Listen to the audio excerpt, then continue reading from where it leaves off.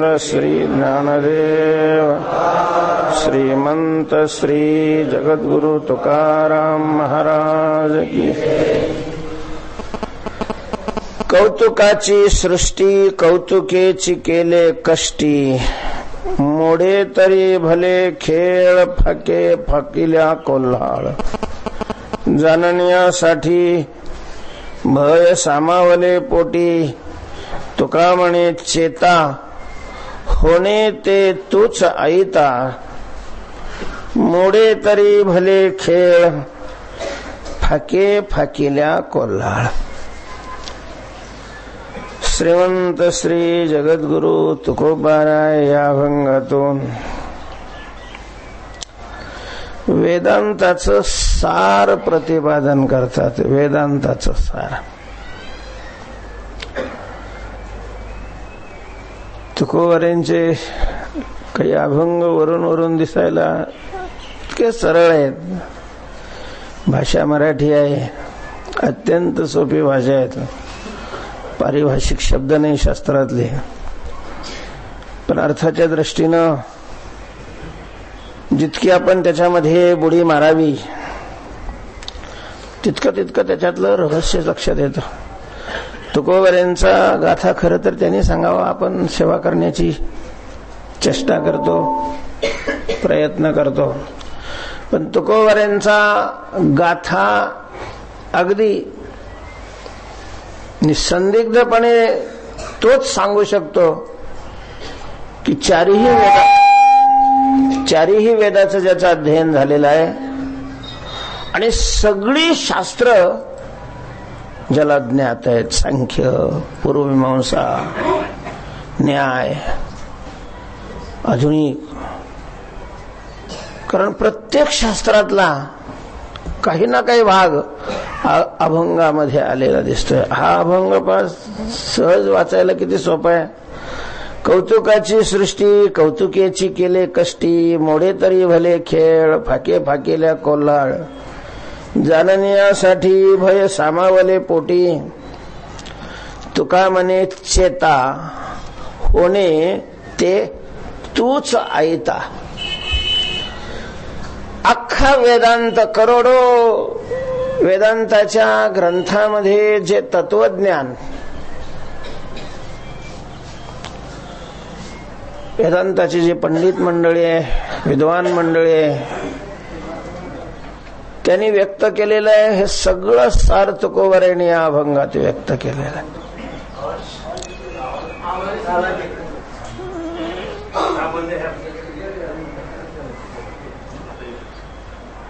वेदांताचं सार जसं आचार्याने एका ठिकाणी म्हटलेलं आहे की श्लोकार्धेन प्रवक्ष्यामि यदुक्तम ग्रंथ कोटिभिः ब्रह्म सत्यम जगन्मिथ्या जीवो ब्रह्मैव नापरा।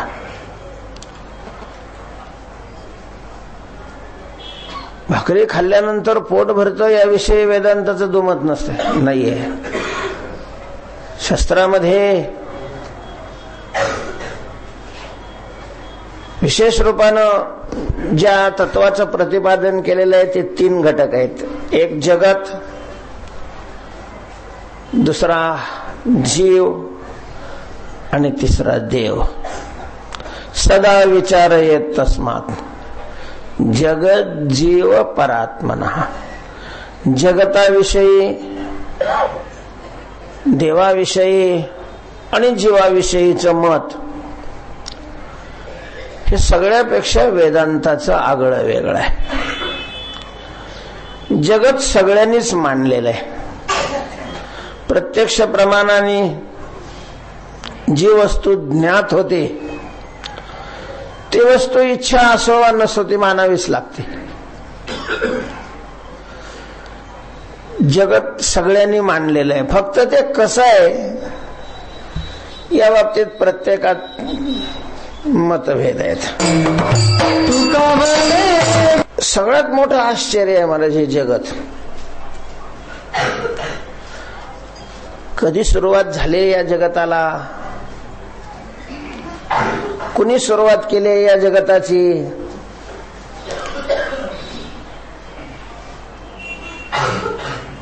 त्या सृष्टीचा कर्ता कोण आहे,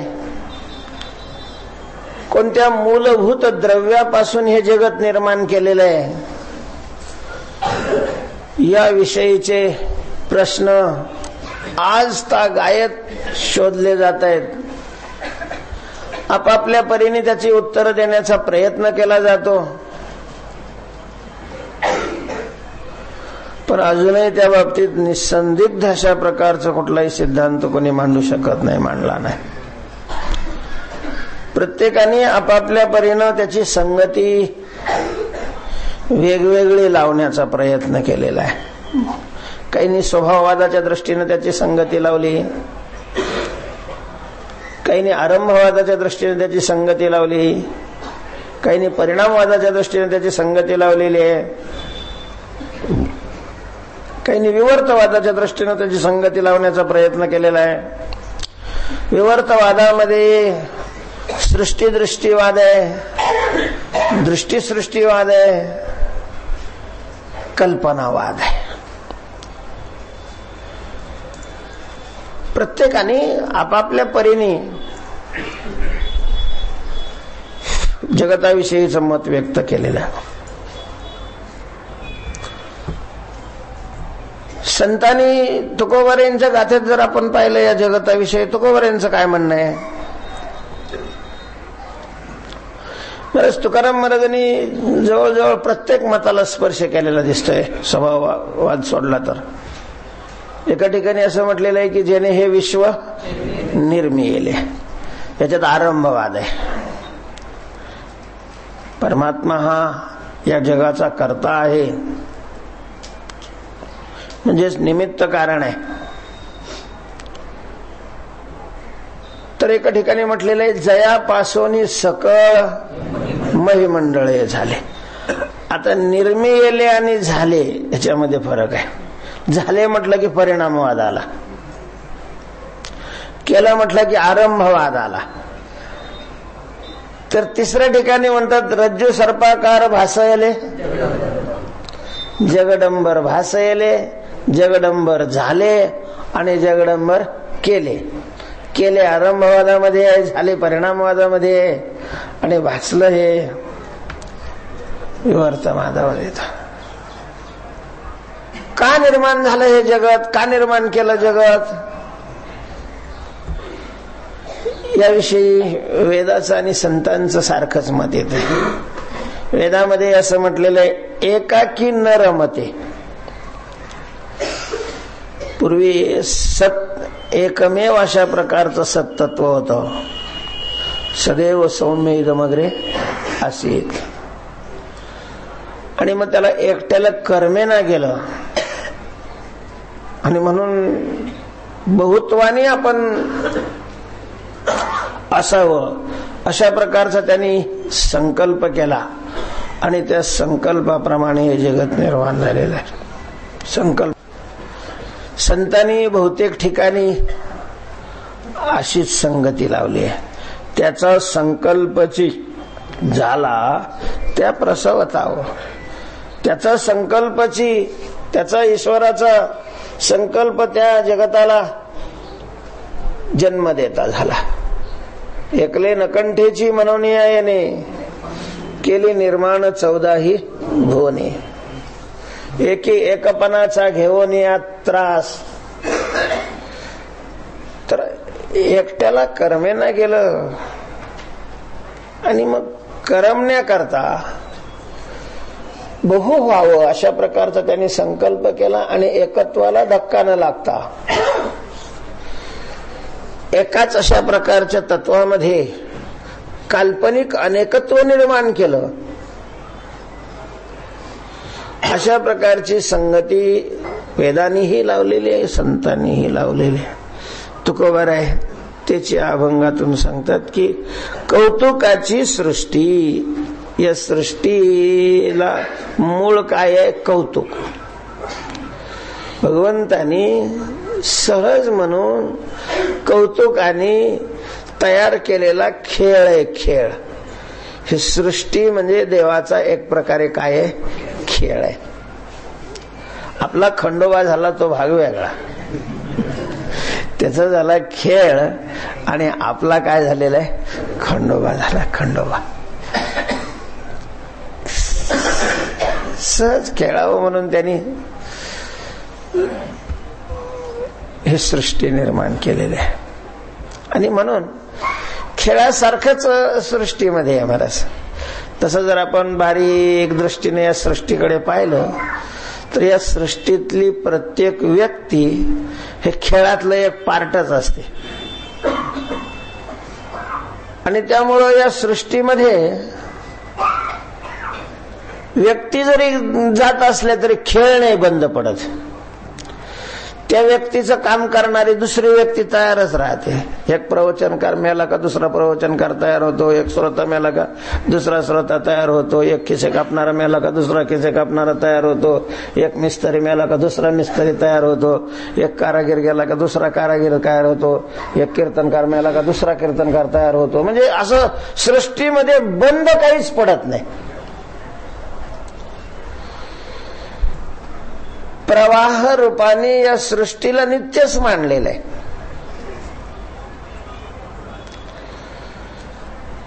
हा त्याचा खेळ आहे.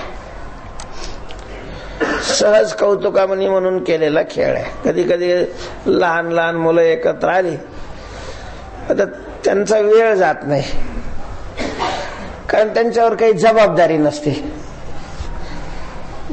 ज्यांच्यावर जबाबदारी असते ते त्यांच्या त्यांच्या कामामध्ये गुंतलेले असतात. मग या लहान पोरांना वेळ घालून मध्ये खेळ खेळायला सुरुवात करतात. मग काय काही एखादं कुठं काही पाहिलं म्हणजे त्याचा खेळ, चला लग्नाचा खेळ खेळ. मग काय ते 4-5 लहान लहान मुलं असतात म्हणा, मुली असतात. काय वराडी म्हणजे काड्या, वाजंत्री म्हणजे काड्या,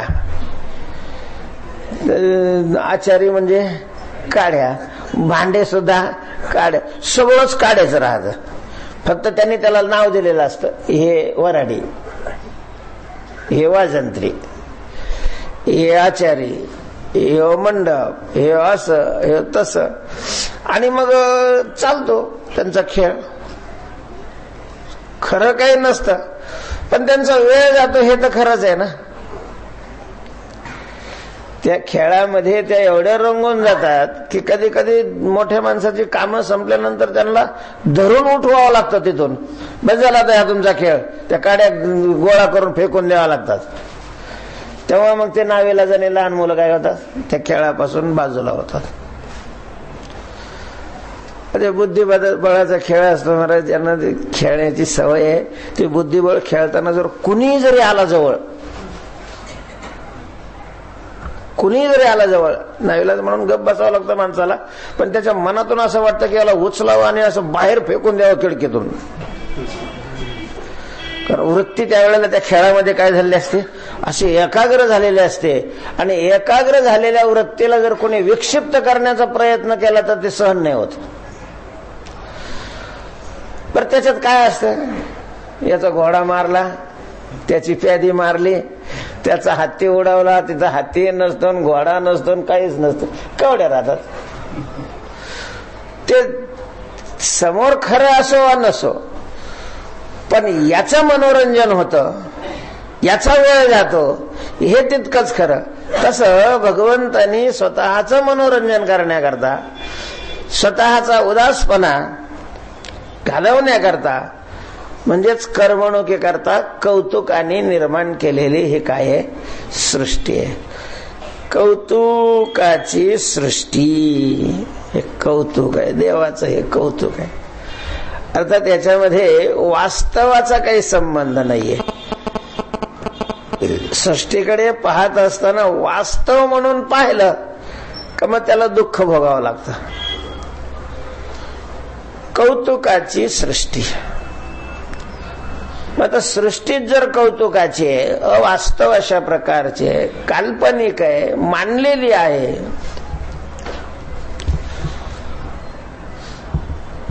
त्याच्यातले सगळे संबंध सुद्धा मानलेलेच आहेत महाराज. मित्राचा संबंध असला काय, आई बापाचा संबंध असला काय, भावाचा संबंध असला काय, हे माझं घर आहे, हे तरी काय आहे, ही शेती आहे आपली. आपली आहे बरं का शेती. कोणाचा आहे? मठ आपला आहे. हे तरी काय आहे? बरं मानलेलंच आहे, मानलेलंच आहे. कारण हा जन्माच्या अगोदर मठ इथं होता, हा मेल्यानंतरही मठ तिथंच राहणार आहे. तसा काही संबंध नाही त्याला माझं म्हणणाऱ्याचा आणि त्या वस्तूचा. हे मानलेलंच आहे. मग मानायचं तोपर्यंत मानलं, नाही मानलं की संपलं. आपल्या नावाशी, आपल्या आडनावाशी, आपल्या जातीशी केवढा मनुष्य स्वाभिमान धरत असतो. आणि जर त्याने संन्यास घेतला, त्याच माणसाने काय घेतला? संन्यास घेतला. संन्यास घेतला की त्याचं नाव बदलतं आणि आडनाव बदलतं. आता काही संबंध राहिला का? काही संबंध नाही राहिला, काही संबंध नाही राहिला. म्हणजे काय? आतापर्यंत मग संबंध होता म्हणजे काय होता? मानला. आता संन्यासी झाला, संन्यासाला मानलं. सगळं अशा प्रकारचं म्हणजेच कौतुकाची सृष्टी. त्यात वास्तव अशा प्रकारचं काही नाहीये. पण दुःख भोगावं लागायला लागलं हे वास्तव आहे. सृष्टीमध्ये सुख दुःखाचे जे माणसाला चटके बसतात ते तर वास्तव आहेत की नाही? तुकोबाराय म्हणतात खरं तर ते पण वास्तव नाहीत. जर सृष्टीच वास्तव नाही तर सृष्टीत अंतर्गत असलेलं सुख आणि तदंतर्गत असलेलं दुःख हे कसं काय वास्तव राहील? जर सृष्टीच वास्तव नाही तर त्याच्यातलं सुखही वास्तव नाही आणि दुःखही वास्तव नाही. एका माणसाला स्वप्न पडलं, स्वप्नामध्ये पाया खांदत असताना त्याला हंडा सापडला सोन्याचा. सोन्याची बिस्किट भरलेला हंडा सापडला. आता त्याला दुःख होईल का? आनंद झाला. पण हे सगळं कुठं घडलं? स्वप्नामध्ये. पण स्वप्नामध्ये असलेला हंडा जर खोटा आहे तर तो हंडा सापडल्यानंतर झालेला आनंद खरा राहील का? तोही खोटाच आहे. दुसऱ्या स्वप्नामध्ये रस्त्याने चालला, एखादं कुत्रं डसलं, अत्यंत वेदना होऊ लागल्या. आता तेही कशात आहे? स्वप्नामध्ये. ते कुत्रं खोट आहे तर त्याचं चावणंही खोट आहे आणि चावल्यानंतर होणाऱ्या वेदना हे काय आहेत? खोट्याच आहेत. वेदना पण खोट्या आहेत. कारण सृष्टीच कशी आहे? खोटी आहे. कौतुकाची सृष्टी, कौतुकेची केले कष्टी. तर त्याच्यामध्ये जे दुःख भोगावं लागतं तेही तुकोबाराय सांगतात तेही वास्तव नाहीये, तेही खरं नाही, तेही खोटच आहे. पण संसारामध्ये संसार कसा आहे काय माहिती, खोटा आहे की खरा आहे कोण जाणे.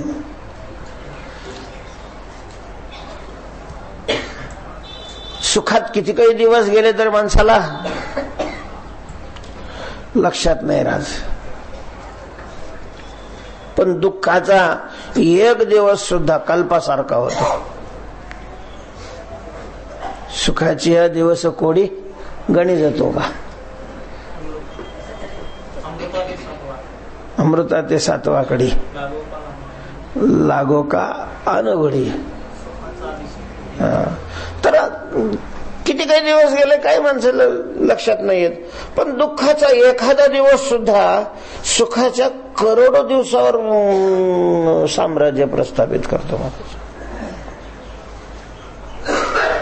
वर्षभर एखाद्याने मानलेला असेल पण एखाद्या दिवशी जर त्याच्याकडून अपमान झाला तर वर्षभर त्यांनी मानलेल्यावर सगळ्यावर तो एक दिवसाचा अपमान काय करतो? पाणी फिरवून टाकतो, पाणी फिरवून टाकतो.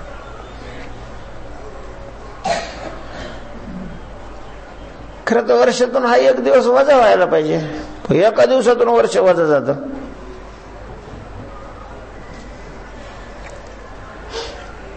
तुकोबाराय म्हणतात ही सृष्टी कौतुकाचे खेळ आहे आणि याच्यामध्ये भोगावं लागत असलेलं दुःख हेही खरं नाही, हे खेळ आहे. असं ज्याला वाटतं त्याला सृष्टीमध्ये आनंदाचा आनंद आहे.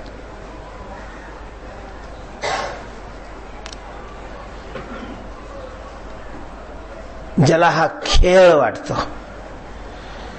संसार हा एक खेळ आहे, जीवन हाही एक खेळ आहे. लहान असणं, तरुण असणं, म्हातारं असणं हाही एक खेळातलाच काय भाग आहे. असं खेळ म्हणून जर या जगताकडे पाहिलं ना तर मग आनंदच आहे. मग रडण्यात सुद्धा आनंद आहे. फक्त भावना कशाची पाहिजे? खेळाची पाहिजे, खेळाची. त्यामध्ये रडण्यात सुद्धा ते पिक्चर मध्ये काम करणारे असा करून प्रसंग असला तर असं रडतात महाराज की ते पाहिल्यानंतर समोरच्या माणसाला अश्रू आवरत नाहीत. बघणाऱ्या माणसाच्या डोळ्यातून अश्रू वाहतात आणि हे आतून हसत असतात. कस काय मस्त आपला खेळ झाला. खेळ म्हणून त्याच्याकडे पाहिलं तर या सगळ्या सृष्टीकडे जर सृष्टीमध्ये दुःख होऊ नये असं वाटत असेल तर खेळ वास्तविक तो खेळच आहे. नाहीतरी तो काय आहे? खेळच आहे. एखादा मनुष्य एखाद्या याच्यामध्ये घरामध्ये गावामध्ये येतो, जीवनामध्ये येतो, खूप खूप खूप खूप काय करतो आणि एका दिवशी अदृश्य होऊन जातो. खेळ मोडला म्हणतो सगळा. माणसं म्हणताना सुद्धा म्हणतात खेळ काय झाला? मोडला. आणि काय पुन्हा सगळं चालू राहत. नाहीतरी हा काय खेळच आहे. फक्त खेळ म्हणून त्याच्याकडे पाहिलं पाहिजे. तो गोबारे म्हणतात त्याच्यात भोगावं लागत असलेलं दुःख सुद्धा खेळच आहे. आणि जर तुम्हाला तो खेळ वाटत नसला, खेळ म्हणून पाहण्या इतकी आपली वैचारिक पातळी उंचावलेली नसली, त्याला वास्तव म्हणून जर आपण स्वीकारत असलो तर मग हा खेळ मोडलेला बरा. खेळाला खेळ म्हणून जर स्वीकारलं तर मग काहीच अडचण नाही. मग आनंदच आनंद आहे. बरंच केवढा खेळ केला भगवंतानी. काय ना म्हणजे वर्णन केलेलं आहे संतांनी.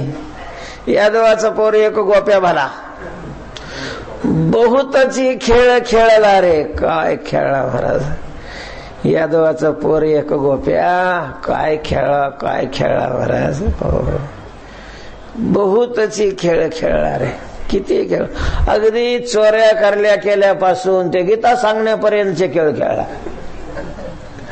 गोकुळामध्ये काय केल्या?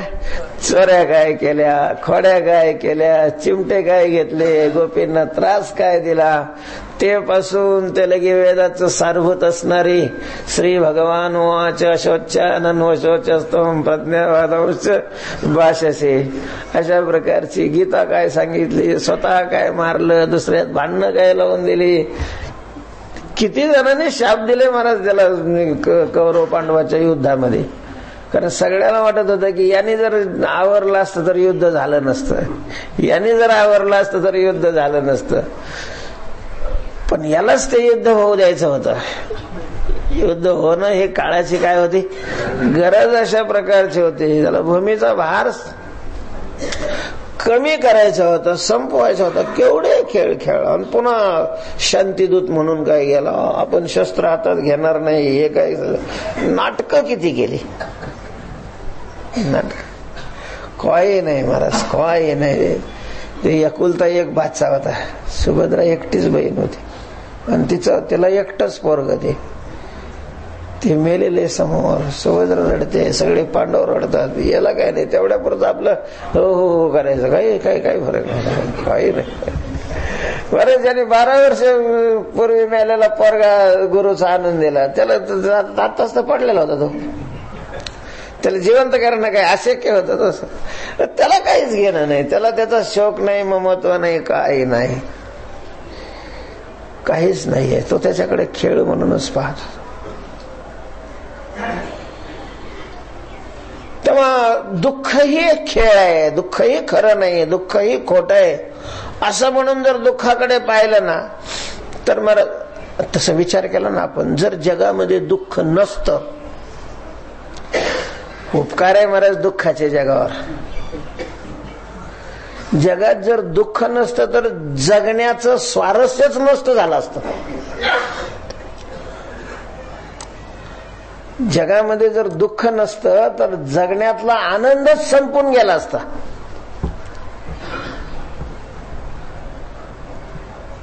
महाराज, अंधार जर नसता, रात्र नसती तर दिवसाला काही किंमत झाली असती? गरीब नसते तर श्रीमंताला काय महत्व होता? मूर्ख नसते तर शहाण्याला काही किंमत होती? बिमार लोक पडले नसते तर डॉक्टरला कोणी विचारलं असतं? धन्वंतरी रोगी आणला उजेडा, सुखी काय चाडा जाणावे त्या. तस सुखालाही किंमत कशामुळे? दुःखामुळे. दुःखाकडे असं तटस्थ होऊन जर पाहिलं तर दुःख किती का मंगलकारक अशा प्रकारचं आहे. दुःख आहे म्हणून माणसं माणसात आहेत, दुःख आहे म्हणून जीवनातला आनंद आहे. तेव्हा हे दुःख ही सृष्टीतलाच एक घटक असल्यामुळं, सृष्टी जर काल्पनिक आहे, सृष्टी जर खोटी आहे, सृष्टी जर वास्तव नाहीये, तर सृष्टीतलं दुःखही वास्तव नाही आणि सृष्टीतलं सुखही वास्तव नाही. बरं, सृष्टीतलं सुखही काल्पनिकच आहे आणि दुःखही काय काल्पनिकच आहे. अगमापायन हा तंसितिक्षस्व भारत. सुख आणि दुःख हे दोन्हीही आगमापायी आहेत, दोन्हीही आगमापायी आहेत, दोन्ही सृष्टी अंतर्गत आहेत. म्हणून सृष्टी जशी खोटी आहे तर सृष्टीतले घटक असणारे सुख दुःख हेही खोटे आहेत. पण अशा प्रकारचे दुःखाला खेळ, दुःखाला काल्पनिक अशी मान्य इतकी उंची नसेल आणि दुःखाने खरंच जर तो दुःखी होत असेल, विव्हळत असेल, तर तुकोबाराय म्हणतात की मग मोडे तरी भले खेळ. मग हा खेळ मोडलेला बरा. मग काय कामाचा खेळ? खेळात जर दुश्मनी वाढत असेल, खेळामध्ये आनंद येण्याच्या ऐवजी तर खरोखरचीच भांडणं होत असतील, युद्ध होत असेल, तर मग तो खेळ मोडलेला अशा प्रकारचा. मोडे तरी भले खेळ, खेळ मोडे तरी भले. हा खेळ मोडलेला मग चांगला. मग काय होईल? जसं फाके कोल्हाळ, फाकीला कोल्हाळ फाके.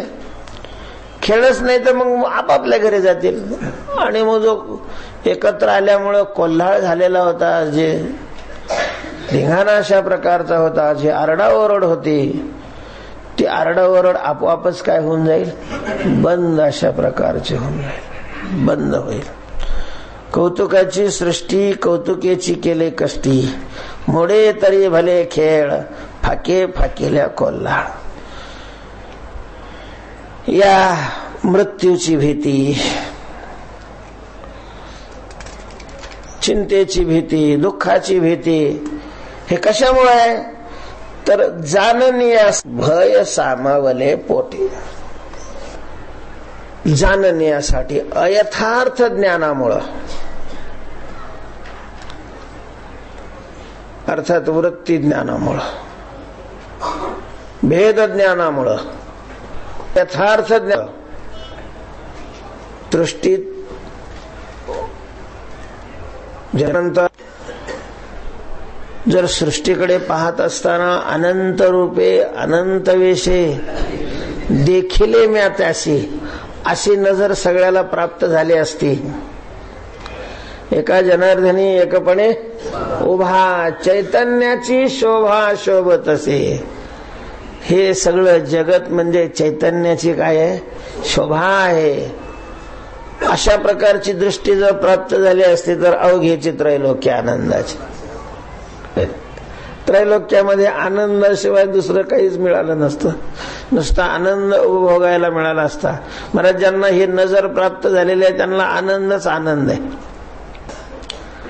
ज्यांना संसारामध्ये भगवान शिवाय दुसरी कशाचीच काय होत नाही, प्रतीती येत नाही, त्यांना आनंदाशिवाय दुसरं काहीच दिसत नाही. पण ही नजर फाकली, तिच्यावर पडळ आलं, प्रतिबंध झाला, काचबिंदू झाला. आणि अयथार्थ ज्ञान ज्याला शास्त्रामध्ये म्हणतात किंवा अन्यथा ज्ञान, अन्यथा ज्ञानाने भेददृष्टी प्राप्त झाली. जड जडामध्ये भेद दिसू लागला. मुळात जड आणि चेतन हा भेद दिसायला लागला. जडात पुन्हा जडाजडात भेद दिसू लागला. चेतना चेतनामध्ये भेद दिसू लागला. जीव ईश्वरामध्ये भेद दिसू लागला. ह्या सगळ्या भेदाचं 5 भेदामध्ये अंतर्भाव होतो आणि सगळ्या दुःखाला कारण हा 5 प्रकारचा भेद आहे. जोपर्यंत आमच्या बुद्धीमध्ये या भेदाची प्रतीती आहे तोपर्यंत आम्ही जगाच्या कुठल्याही स्थितीवर जरी पोहोचलो तरी आम्ही दुःखातून मुक्त नाही होणार. हा वेदांत शास्त्राचा सिद्धांत आहे. द्वितीयाद वै भयम भवती. भीतीला दुःखाला कारण आहे द्वितीयाद वेदज्ञान. वेदांताचा हा सिद्धांत आहे महाराज. हा यो यहाँ नान एव पश्यती, नाना एव पश्यती. जो नाना पाहतो अर्थात भेद पाहतो त्याला मृत्यूपासून मृत्यू, मृत्यूपासून मृत्यू, पुन्हा पुन्हा कुंभपाक लागे तयासे भोगणे अवघाची नेने देवायसा. हा सगळा परमात्मा आहे अशा प्रकारची नजर ज्याला प्राप्त झालेली नाही त्याला कुंभपाकाचं दुःख भोगावंच लागतं. काय शास्त्राचे सिद्धांत आहेत महाराज, काय संतांचे अनुभव आहेत. कुठे आपले अनुभव आहेत. ऐसा ज्याचा अनुभव विश्वदेव, विश्वदेव ऐसा सत्यत्वे अनुभव. हा अनुभव आहे आणि तो अनुभवही प्रमा आहे. अनुभवामध्येही 2 प्रकार आहेत ना, यथार्थ अनुभव आणि अयथार्थ अनुभव. दोरीवर सर्प आहे अशा प्रकारचं ज्ञान. अनुभव म्हणजे ज्ञान. सर्प आहे हेही ज्ञानच आहे की, पण ते यथार्थ नाही आहे, अयथार्थ आहे. दोरी हे यथार्थ आहे. तसं विश्व हे देव आहे, हा अनुभव आहे. तुकोबाराय सांगतात हा अनुभव यथार्थ आहे, सत्यत्वे प्रमा आहे. कशावरून यथार्थ आहे त्याचा बाद नाही होत.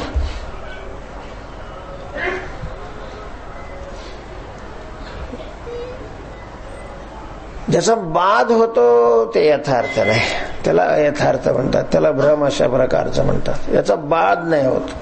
विश्वदेव आहे याचा बाद नाही होत, कारण विश्वदेव आहे हे प्रमाणजन्य ज्ञान आहे. वेदांत प्रमाणापासून उत्पन्न झालेलं हे ज्ञान आहे. आणि प्रमाणापासून उत्पन्न झालेलं जर ज्ञान असेल तर त्याच्यापेक्षा प्रबल प्रमाणाने त्याचा बाद होत असतो. प्रमाणोत्पादिता विद्या प्रबलम प्रमाणम विना न नश्यती न वेदांतात प्रबलम मानमीक्षते. वेदांतापेक्षा श्रेष्ठ प्रमाण नाही. आणि त्या वेदांताने हे सांगितलेलं आहे की जगत काय आहे, परमात्मा आहे.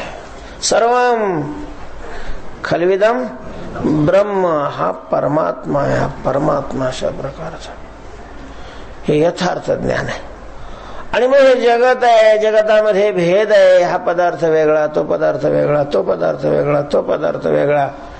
तर हे सगळं ज्ञानच आहे, पण भ्रमज्ञान आहे, अयथार्थ ज्ञान आहे, अन्यथा ज्ञान आहे.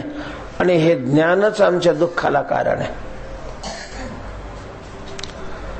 वेदाचा हा सिद्धांत आहे. जो भेद पाहतो तोपर्यंत तो दुःखातून नाही मुक्त होऊ शकत.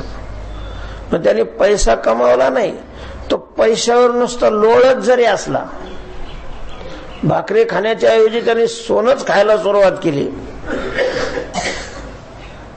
तरीही तो दुःखातून नाही मुक्त होऊ शकत. भेद हे दुःखाचं कारण आहे. जाणण्यासाठी पोटी भय सामावले. या भेद ज्ञानामुळे अंतःकरणामध्ये दुःख अशा प्रकारचं साठवलं गेलेलं आहे. आणि म्हणून याच्यावर जर विजय मिळवायचा असेल, हा खेळ जर संपवायचा असेल, दुःख नको असेल, भीतीतून मुक्त व्हायचं असेल, तर तुकोबाराय सांगतात, तुका म्हणे चेता होणे ते तूच ऐता. त्याच्याकरता तुला जाग व्हावं लागेल. जाग, चेता, जागा. आता जागा रे भाईनो, जागा. जगजोगी जगजोगी जाग जाग बोलती. उठा साधू संत साधा आपुले हित. जागा. तो काय म्हणे चेता. संतांचं मुख्य कार्य जर काय असेल तर जगाला जाग करणं हे संतांचं मुख्य कार्य. संतांचा उपकार काय असेल तर जाग करणं हा उपकार आहे. दया कोणती असेल तर जाग करणं हीच त्यांची दया आहे. व्यापार कोणता असेल तर जाग करणं हाच त्यांचा व्यापार आहे. जगाला जाग करणं हे त्यांचं कर्तव्य आहे. काय करतात हो संत जगामध्ये येऊन? लोकांना जाग करतात. जाग. आणि हे काम संताशिवाय दुसरं कोणीच करू शकत नाही. एक झोपलेली व्यक्ती दुसऱ्या झोपलेल्या व्यक्तीला जाग नसते करू शकत. जाग करणारा हा स्वतः काय असावा लागतो? जागा असावा लागतो. जागा. जो जागा झालेला आहे त्यालाच संत म्हणतात. उगा कीर्तन करणारा, संस्थानिक असणारा, मठ असणारा काही संबंध नाही त्याचा संतपणाचा. जो जागा आहे तो संत आहे. जो जागा आहे स्वस्वरूपाच्या ठिकाणी, जगताच्या ठिकाणी, परमात्म स्वरूपाच्या ठिकाणी जो जागा आहे, सिद्धप्रज्ञाचं हे मोठं लक्ष ज्ञानोबऱ्यांनी त्याच्या करता. आणि काही एक गहन पूर्णाचे चिन्ह पार्थातच सांगेन एक. आणि काही एक गहन, त्याला गहन लक्षण म्हटलेलं आहे. गहन कोण आहे स्थितप्रज्ञ? या निशा सर्वभूतानां तस्याय जागर्ति संयमी यस्याय जागृती भूतानी सा निशा पश्यतो मुनेः. सगळे सगळे प्राणी जिथं झोपलेले आहे तिथं जागा आहे. आणि सगळे जिथं जागे, सगळे कुठं जागे? टक्के गोळा करण्यामध्ये, देहाला मी मानण्यामध्ये. सगळे कुठं जागे असतात? विषय भोगण्यामध्ये. सगळं जग जाग आहे महाराज. सगळे स्वतःला हुशार मानतात. सगळे दुसऱ्याला बावळट मानत राहते आपापल्या परीने. कोण हुशार आहे कोण बावळट आहे काय माहिती, पण प्रत्येकाची मान्यता अशीच असते. सगळं जग जाग आहे त्या ठिकाणी. तिथं जो झोपलेला आहे खुशाल, देहालाच मी मानत नाही, विषयात सुख मानत नाही. विषयात सुखच नाही तर त्याच्या प्राप्तीकरता करेल कशाला घटपडतो? तिथं झोपलेला आहे. सर्वभूतानां या निशा. आणि सगळ्या प्राण्या म्हणजे जी रात्र आहे, सगळे प्राणी स्वस्वरूपाच्या ठिकाणी काय झाले आहेत? झोपलेले आहेत. मी कोण आहे याचा पत्ता नाहीये. जेखे भूत जात निदेले तेथेची जया पाहले. तिथं जो जागा आहे तेच निद्रित जो. तेव्हा संतांचं हे लक्षण आहे. जे जागे झालेले ते संत आहेत. जागा झाला आणि झोपलेला हे कसं ओळखायचं? ठीक आहे, आपल्याला असं वाट आपण जागा झालोय की नाही कसं काय समजायचं? चिमटा घेऊन पाहायचं. तो चिमटा कोणता आहे नाही का? जागता जगदेव. ज्या वेळेला बुद्धीतला भेद संपला समजायचं आपण काय झालो? जागे झालो. जागे. जो जागा झालेला आहे त्याला जगत देव रूपाने. जोपर्यंत जगत जगत रूपाने प्रतीत होतं तोपर्यंत आपण जागे झालेलो नाही आहात. आणि जर आपणच जागे झालो तर दुसऱ्याला जागे करण्याला काय काय काय आपल्याला अधिकार आहे? अधिकार म्हणण्यापेक्षा जागा होईलच कस काय दुसरा? कारण हा झोपलेला आहे तर त्याच्या झोपलेल्या माणसाकडून दुसरा कस काय जागा होईल? बुडणाऱ्या माणसाकडून दुसरा कस काय वर निघाल? गल त्याला वाटतं की दुसरीने वर निघावं. पण हा खाली चाललाय, दुसरा कस काय वर निघणार आहे? बांधलेला माणूस दुसऱ्याला कस काय सोडील? बांधिली सोडीत, बुडाली काढीत, साकडे फेडीत अर्थाचे. बांधिली सोडीत, पण सोडणारा तो सुटलेला पाहिजे ना, मोकळा पाहिजे ना. तो जर बांधलेला असेल तर दुसऱ्या बांधलेल्या माणसाला कस काय सोडील? तेव्हा तुकोबाराय म्हणतात की संत जगाला जागा करतात, संत जगाला सोडतात, संत जगाला बुडत असताना वर काढतात. कारण ते मोकळे असतात, ते जागे असतात, ते वर निघालेले आहेत. चेता, तुम्ही जागे व्हा, जाग व्हा. अर्थात वास्तवतेला जाणा, आपल्या मूळ स्वरूपाला जाणून घ्या. जाग व्हा. संत जी जागृती देतात त्या जागृतीचे दोन प्रकार आहेत, कर्तव्य जागृती आणि स्वरूप जागृती. संतांनी जगाला जे जाग केलेलं आहे त्या जागे करण्याचे दोन प्रकार आहेत. पहिल्यांदा कर्तव्य जागृती, कारण स्वरूपाच्या जागृतीमध्ये सगळ्यांचा अधिकार नाहीये. स्वरूपाच्या ठिकाणी जाग होण्याकरता अधिकार संपादन करावा लागतो.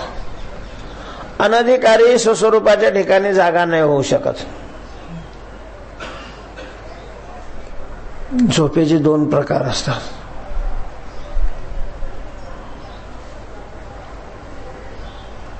मनुष्य झोपलेला आहे तर तो जास्त झोपेच्या खाली खोल चाललेला काय एक जण असतो, आणि वर येत असताना वर्धिष्णू आणि क्षयिष्णू अशा प्रकारचं म्हणतात. काहींची झोप वर्धिष्णू असते आणि काहींची झोप क्षयिष्णू असते. वर्धिष्णू जर झोप असेल मरच त्याच्या ते कवळ मोडलं तरी त्याला जाग नाही येत.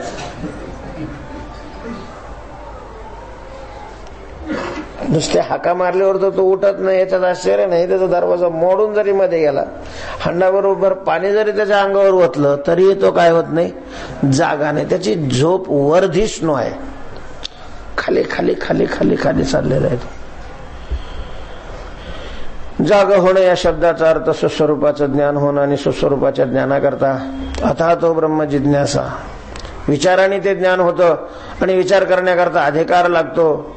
त्याला मल विक्षेप अगोदर निवृत्त करावे लागतात. त्या मलविक्षेपाची निवृत्ती ज्या साधनाने होते ते साधन प्रत्येक मानवाचं कर्तव्य आहे.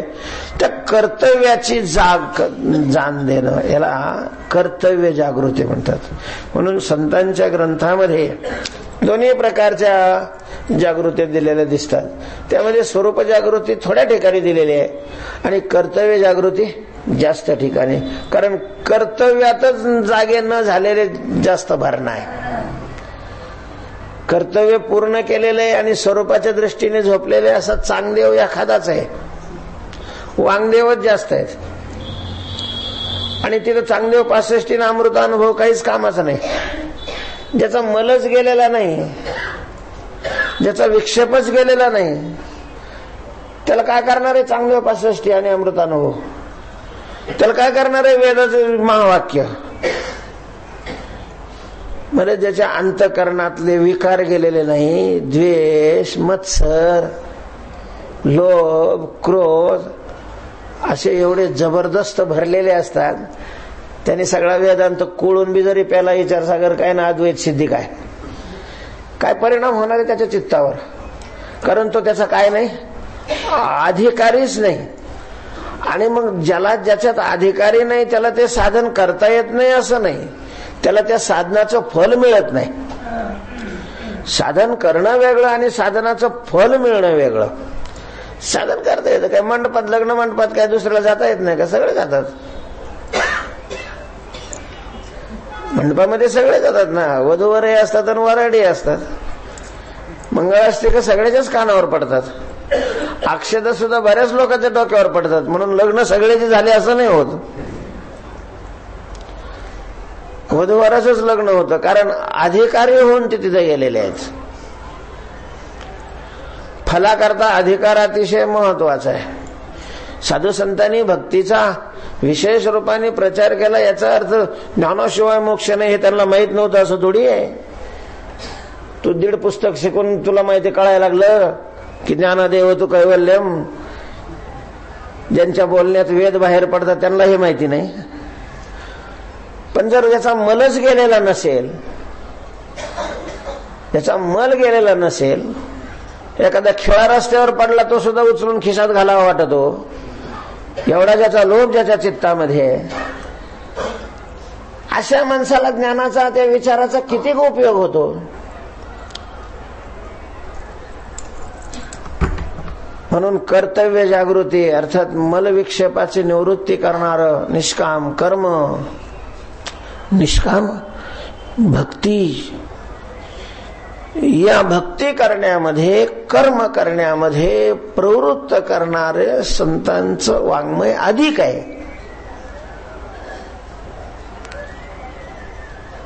कलियुगामध्ये तर कर्मापेक्षाही भक्ती करा अशा प्रकारचं सांगणारे जास्त अभंग आहेत. कारण कर्म करायचं म्हटलं तर कर्म शास्त्रांनी वर्ण आणि आश्रम यांना उद्देशून कर्म सांगितलेलं आहे. आता वर्ण राहिले नाही ना आश्रमाचा सगळा गोंधळ झालाय. आता वर्ण नाहीच, वरण आहे, वरण. त्या वर्णाचे महाराज सगळ्या पित्त काय सगळ्याला वाढलेलं आहे की तुरीच्या डाळीला कोणीच खायला तयार नाही. आता वरण बी नाही राहिलं, आमटे आल्यात.